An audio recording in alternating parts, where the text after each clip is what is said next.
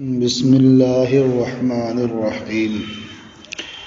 الفصل الثالث عن ابن عمر ان رسول اللہ صلی اللہ علیہ وسلم قال۔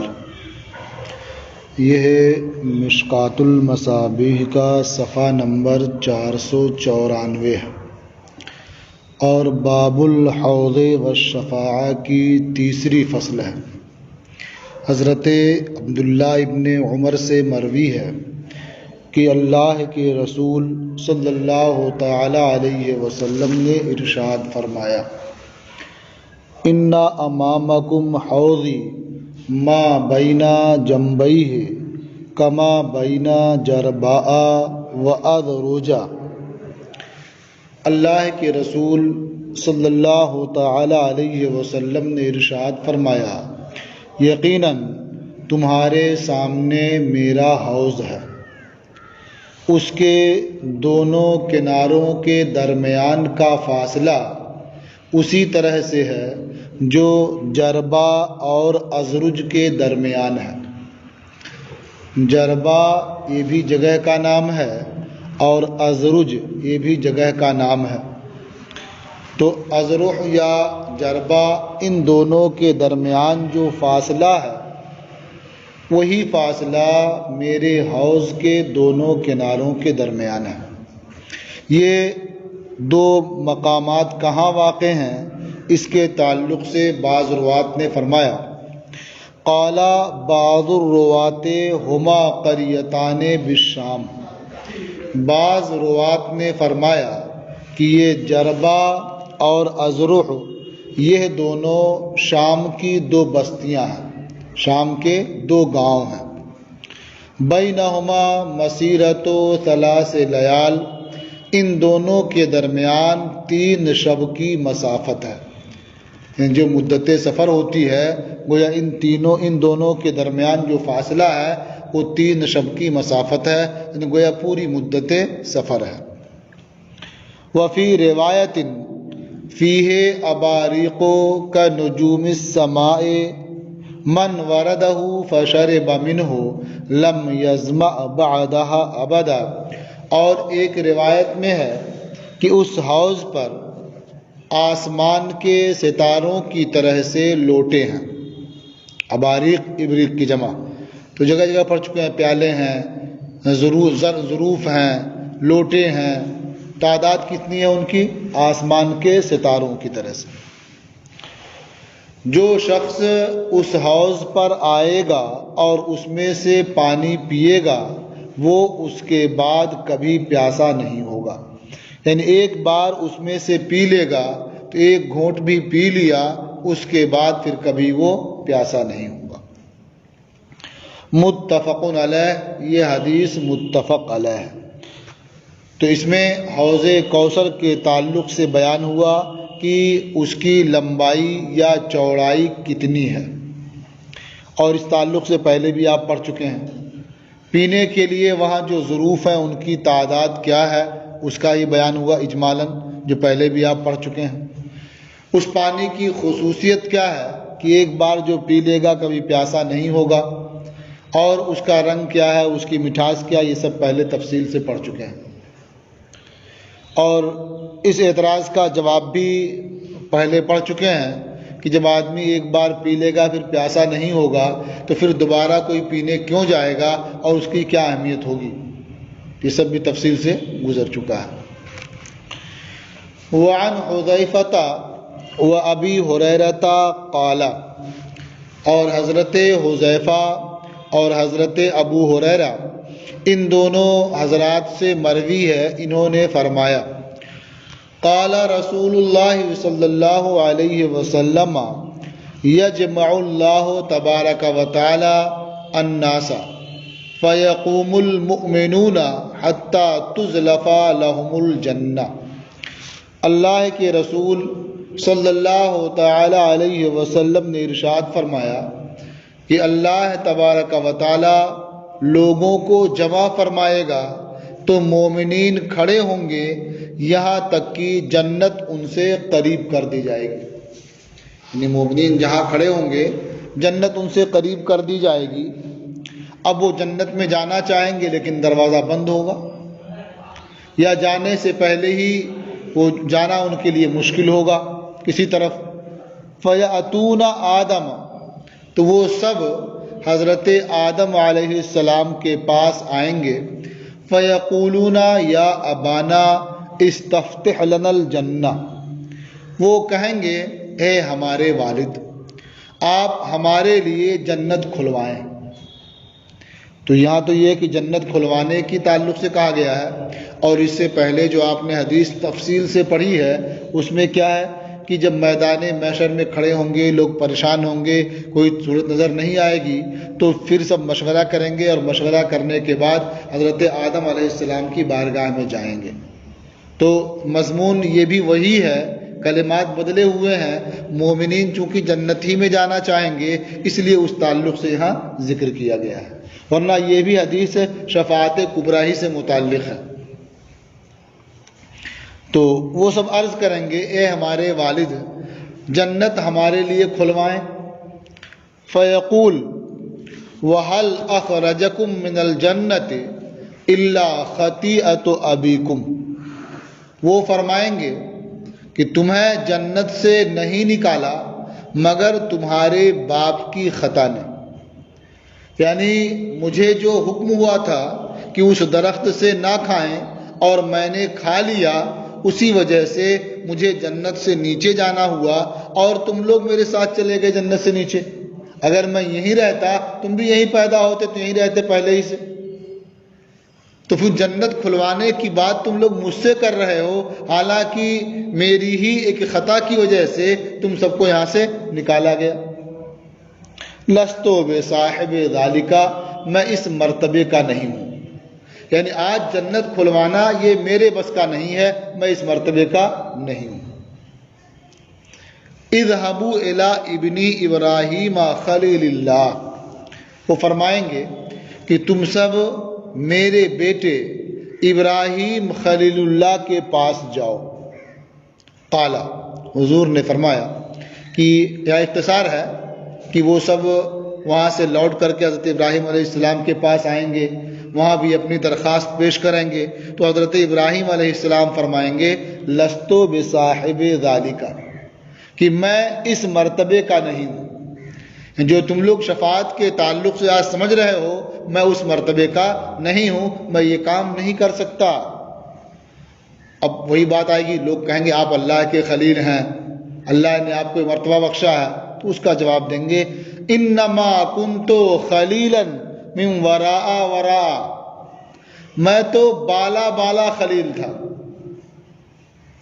میں تو خلیل تھا بالا بالا، مطلب خلیل ہونے کے باوجود مجھے بہت زیادہ قرب حاصل نہیں ہوا، جو کچھ بھی میرا اور رب کا معاملہ رہا وہ جبریل امین کی وساطت سے یا کسی اور فرشتے کی وساطت سے، یعنی مجھے کبھی خلت کے باوجود رب تبارک و تعالیٰ سے یوں کلام کرنے کا موقع بھی میسر نہیں آیا، جو کچھ میری بات چیت بھی ہوئی وہ کسی فرشتے کے واسطے سے ہوئی، تو میں خلیل تھا بالا بالا۔ اعمدوا الی موسیٰ الذی کلمہ اللہ تکلیما، تم لوگ موسیٰ کے پاس جاؤ۔ اعمدوا الی موسیٰ، یعنی تم لوگ وہاں جانے کا ارادہ کرو، وہاں پہنچو جن سے اللہ نے خوب کلام فرمایا، کلمہ اللہ تکلیما، جن سے اللہ نے خوب کلام فرمایا یعنی بلا واسطہ۔ فَيَأْتُونَ مُوسَىٰ علیہ السلام، تو وہ مومنین حضرت موسیٰ علیہ السلام کے پاس آئیں گے۔ فَيَقُولُ لَسْتُ بِصَاحِبِ ذَلِكَ، جب ان کے پاس مومنین اپنی درخواست پیش کریں گے تو وہ بھی یہی کہیں گے کہ میں اس مرتبے کا نہیں ہوں، جو تم لوگ سمجھ رہے ہو میں اس درجے کا نہیں ہوں، اس مرتبے کا نہیں ہوں۔ اذهبوا الى عیسیٰ کلمۃ اللہ وروحہ، تم لوگ عیسیٰ کے پاس جاؤ، یعنی عیسیٰ اللہ کے کلمہ اور ان کی روح کے پاس، یعنی جنہیں اللہ نے کلمہ کن سے پیدا فرمایا اور ان کی روح گویا اپنے دست قدرت سے پیدا فرمائی، تو یہ اضافت روحی میں اللہ کی ذات کی طرف یہ تشریف کے لیے ہے، ان کے شرف کو بتانے کے لیے۔ کہا تم لوگ عیسیٰ کے پاس جاؤ اللہ کے کلمہ اور اللہ کی روح کی طرف، یہ بدل ہے اسی سے. فیاتون فیقول عیسیٰ، یعنی یہاں بھی اختصار ہے کہ وہ سب وہاں سے حضرت عیسیٰ علیہ السلام کے پاس آئیں گے، وہاں بھی اپنی درخواست پیش کریں گے. تو حضرت عیسیٰ علیہ السلام فرمائیں گے لستو بصاحب ذالک، میں اس مرتبے کا نہیں ہوں، میں یہ کام نہیں کر سکتا. فیاتون محمدا فیقوم فیؤذن لہ، تو اب سب ہر طرف سے جب ناکام ہوں گے، کہیں ان کا کام نہیں بنے گا، تو نبی آخر الزماں محمد الرسول اللہ صلی اللہ تعالی علیہ وسلم کی بارگاہ میں آئیں گے. فیقوم، جب حضور کے سامنے وہ درخواست پیش کریں گے تو حضور کھڑے ہوں گے. فیؤذن لہ، اور ان کے لیے اذن عطا کیا جائے گا. گویا جو درخواست ان کی تھی وہ درخواست قبول کر لی جائے گی، اور یہ رب کی بارگاہ میں عرض فرما کریں گے اور رب کی بارگاہ سے منظوری مل جائے گی. وَتُرْسَلُ الْأَمَانَةُ وَالرَّحِمُ، اور امانت اور قرابت ان دونوں کو بھیجا جائے گا. یعنی یہ کسی ظاہری شکل میں متشکل ہو کر یہ آ جائیں گی، اور کام کیا ہوا ان کا؟ فَتَقُومَانِ جَانِبَتَیِ الصِّرَاطِ یَمِینًا وَشِمَالًا، اور یہ دونوں چیزیں پل صراط کے داہنے اور بائیں، دونوں کنارے داہنے اور بائیں یہ کھڑی ہو جائیں گی. یعنی قرابت بھی وہاں موجود ہوگی اور امانت بھی. فَيَمُرُّ أَوَّلُكُمْ كَالْبَرْقِ، تو تم میں جو اگلے ہیں وہ بجلی کی طرح سے گزر جائیں گے، یعنی پل صراط سے بجلی کی طرح سے. قال قلت بأبی انت و امی ایو شیء کمر البرق، راوی نے بیان کیا، یعنی حضرت حذیفہ نے یا حضرت ابو ہریرہ نے کہا کہ میں نے عرض کیا کہ میرے ماں باپ آپ پر قربان، ایو شیء کمر البرق، کون سی چیز بجلی کے گزرنے کی طرح سے ہے. یعنی بجلی کی طرح سے گزرنا ہوگا، یہ کیسے ہم سمجھیں؟ اس کی مشابہ کون سی چیز ہے جسے ہم دیکھ کر کے جانیں کہ گزر جائیں گے بجلی کی طرح سے؟ قال، حضور نے ارشاد فرمایا الم ترو الی البرق، کیا تم نے بجلی کی طرف نہیں دیکھا؟ کیف یمر ویرجع فی طرفۃ عین، کس طرح سے وہ گزرتی ہے اور پلک جھپکنے میں لوٹ آتی ہے. ان رات میں یا بارش کے موقع پر جب بجلی چمکتی ہے تو دیکھتے ہوں گے کہ جلدی سے یہاں کافی دور تک جاتی ہے، پھر لوٹ آتی ہے، ختم ہو جاتی ہے. تو جس طرح سے وہ تیزی کے ساتھ چمکتی ہے پھر ختم ہو جاتی ہے، اسی طرح سے وہ مومنین پل صراط پار کر جائیں گے. تو اتنا لمبا پل اور اس طرح سے وہ یا پلک جھپکنے میں وہ پار کر جائیں گے.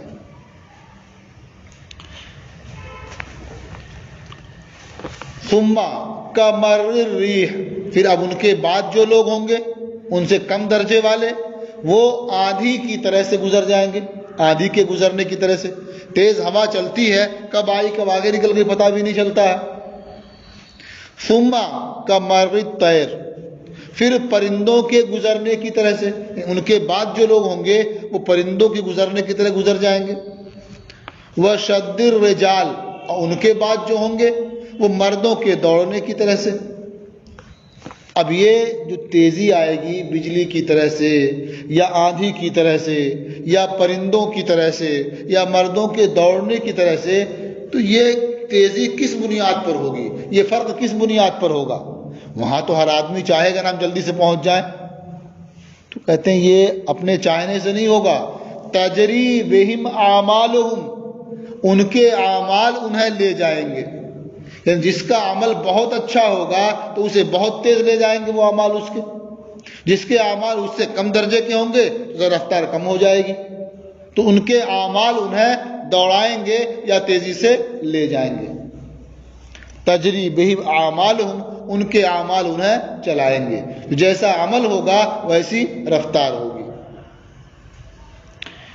وَنَبِيُّكُمْ قَائِمٌ عَلَى الصِّرَاطِ، اور تمہارے نبی پل صراط پر کھڑے ہوں گے، کہہ رہے ہوں گے یا رب سلم سلم، اے میرے پروردگار سلامت رکھ، یعنی میری امت کو سلامت رکھ۔ حتی تعجز اعمال العباد، یہاں تک کہ بندوں کے اعمال تھک جائیں گے، عاجز ہو جائیں گے۔ مطلب کیا ہے؟ کچھ ایسے لوگ بھی ہوں گے جن کے اعمال بہت اچھے نہیں ہوں گے، جو گنہگار ہوں گے، تو وہ دوڑانے کی بات تو بہت دور کی ہے، وہ چلا بھی نہیں پائیں گے ان کو پل صراط پر، تو وہ کیا کریں گے؟ وہ کیسے آئیں گے؟ کہتے فلا حتی یجیء الرجل فلا یستطیع السیر الا زحفا، یہاں تک کہ ایک مرد آئے گا تو وہ چلنے کی طاقت نہیں رکھے گا سوائے گھسٹنے کے، یعنی وہ اٹھ کر کے چل بھی نہیں پائے گا، وہ اپنے سرین کے بل گھسٹتا ہوا چلے گا۔ وقال وفی حافۃ الصراط، اور حضور نے ارشاد فرمایا اور پل صراط کے دونوں کنارے کلالیب، خمدار کانٹے ہیں، معلقۃ، جنہیں لٹکا دیا گیا ہے، مأمورۃ، انہیں حکم دیا گیا ہے، یعنی مقرر کیا گیا ہے حکم دے کر کے، تأخذ من امرت بہ، جس کے تعلق سے حکم دیا گیا ہے انہیں وہ پکڑ لیں گے، یعنی یہ کانٹے کنارے لگا دیے گئے ہیں، لٹک رہے ہیں، وہ جب پل صراط سے آدمی گزر رہا ہوگا تو جس کے پکڑنے کا اسے حکم دے دیا گیا ہوگا اسے وہ کانٹے پکڑ لیں گے، وہ جانے نہیں دیں گے آگے۔ اب بعض کے بارے میں تو حکم اس طرح ہوگا کہ پکڑ لیں، پھر چھڑپڑائے تو چھوڑ دیں، تو زخمی ہو کر کے پھر نکل جائیں گے وہ۔ اب بعض کے بارے میں حکم ہوگا کتنا بھی چھڑپڑائے کودیں، کچھ چھوڑنا نہیں، ان کو اٹھا کے وہاں سے جہنم میں ڈال دینا۔ تو یہ بیان اس کا آ گیا رہا۔ فَمَخْدُوشٌ نَاجٍ، تو ان میں کچھ زخمی نجات پانے والے ہوں گے، وَمُقَرْدَسٌ فِي النَّارِ، اور کچھ ہاتھ پاؤں اکٹھے جہنم میں ڈال دیے جائیں گے، یعنی وہ کانٹے انہیں پکڑ لیں گے، ہاتھ پاؤں اکٹھے ہوں گے اور جہنم میں انہیں ڈال دیا جائے گا۔ اب کچھ کیا چھوٹ جائیں گے، زخمی ہوں گے، نجات پا جائیں گے۔ والذی نفس ابی ہریرہ بیدہ ان قار جہنم لسبعین خریفا، اور قسم اس ذات کی جس کے قبضے میں ابو ہریرہ کی جان ہے، بے شک جہنم کی گہرائی 70 سال کی ہے، یعنی جہنم کی گہرائی اتنی ہے کہ اگر اوپر سے ایک پتھر ڈالا جائے اس میں تو 70 سال میں اس کی تہہ تک پہنچے گا، وہ 70 سال کی مسافت ہے جو جہنم کی گہرائی ہے۔ رواہ مسلم، اسے امام مسلم نے روایت کیا۔ تو اس سے آدمی کو عبرت حاصل کرنی چاہیے اور اپنے اعمال بہتر سے بہتر بنانے کی کوشش کرنی چاہیے کہ وہاں آدمی اپنی طاقت اور قوت سے نہیں چلے گا، بلکہ وہ اعمال ہی حقیقت میں اس کے لیے طاقت اور قوت کا کام کریں گے۔ اعمال جتنے بہتر ہوں گے اتنا ہی تیز وہ چل سکے گا، اور اعمال اچھے نہیں ہوں گے تو گھسٹنا بھی مشکل ہوگا اس کے لیے، اور کسی طرح گھسٹ کے جائے گا بھی تو جو خمدار کانٹے لگے ہوں گے، اعمال اچھے نہیں ہوں گے، پکڑ کے جہنم میں ڈال دیں گے وہ۔ وعن جابر قال، اور حضرت جابر سے مروی ہے فرمایا، قال رسول اللہ صلی اللہ علیہ وسلم یخرج من النار قوم بالشفاعۃ کانہم الثعاریر۔ حضرت جابر رضی اللہ تعالی عنہ سے مروی ہے، انہوں نے فرمایا کہ اللہ کے رسول صلی اللہ تعالی علیہ وسلم نے ارشاد فرمایا کہ جہنم سے ایک قوم شفاعت کے سبب سے نکالی جائے گی، ایسا لگے گا کہ وہ سب ثعاریر ہیں۔ یہ ثعاریر کیا چیز ہے؟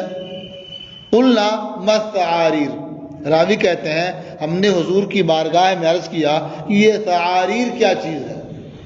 وہ ثعاریر کی طرح سے معلوم ہوں گے کہ ثعاریر ہے کیا؟ قال انہ الزغابیس، حضور نے ارشاد فرمایا کہ یہ ثعاریر، یہ زغابیس ہے۔ یہ زغابیس کیا ہے؟ یعنی سفید گھاس۔ سفید گھاس سے مراد کیا ہے؟ آپ دیکھتے ہوں گے کہ ریت جو ہو، بالو جہاں ہو، اس میں جب نمی ہوتی ہے تو سفید قسم کی گھاس اگتی ہے، یعنی زردی کی طرف مائل ہوتی ہے، وہ گھاس بہت نازک، بہت ملائم ہوتی ہے، بہت کمزور.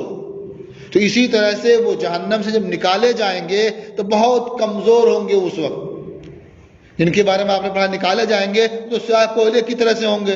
پھر اس کے بعد جب نہر حیات میں ڈالا جائے گا انہیں تو وہ کیسے اگیں گے؟ جیسے سیلاب کے کوڑے پر دانہ اگتا ہے.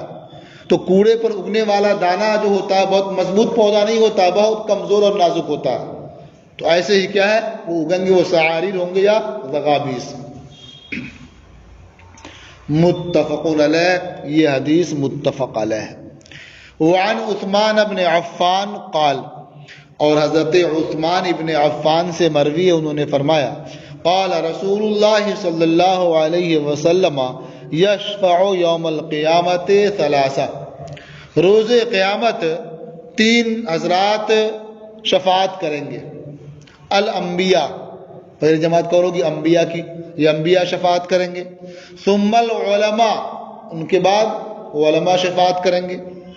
ثم الشہداء، پھر شہداء شفاعت کریں گے.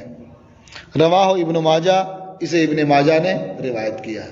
تو اس حدیث سے یہ معلوم ہوتا ہے کہ انبیاء کے بعد درجہ علماء کا ہے، پھر اس کے بعد شہداء کا ہے.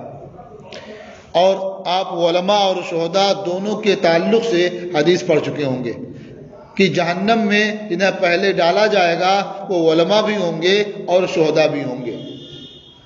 تو معلوم ہوا کہ عمل جیسا ہوگا، جس اعتبار سے علماء علم حاصل کریں گے، اسی لحاظ سے انہیں یا تو شفیع بنایا جائے گا یا جہنم میں ڈالا جائے گا. اگر اخلاص کے ساتھ تعلیم حاصل کی ہے، اللہ کو راضی کرنا مقصد رہا ہے، عمل کرنا مقصود رہا ہے، وہ نیک اور صالح رہے، تو بلا شبہ وہ انبیاء کے بعد اس امت کی شفاعت کرنے والے ہوں گے. اور اگر طلب دنیا کے لیے علم حاصل کیا ہے تو وہ سب سے پہلے جہنم میں ڈالے جائیں گے. شہداء کے بارے میں پڑھ لیا ہے، ان کا بھی حال یہی ہوگا کہ اخلاص سے حصہ لیا ہے، میدان جنگ میں گئے ہیں تو ان کو یہ مرتبہ حاصل ہوگا، اور نام و نمود کے لیے گئے ہیں تو پھر وہ جہنم میں ڈالے جائیں گے. رواہ ابن ماجہ، اسے ابن ماجہ نے روایت کیا ہے. تو یہ باب یعنی باب الحوض والشفاعہ یہ ختم ہوا. اب اس کے بعد آپ پڑھیں گے انشاءاللہ باب صفت الجنہ و اہل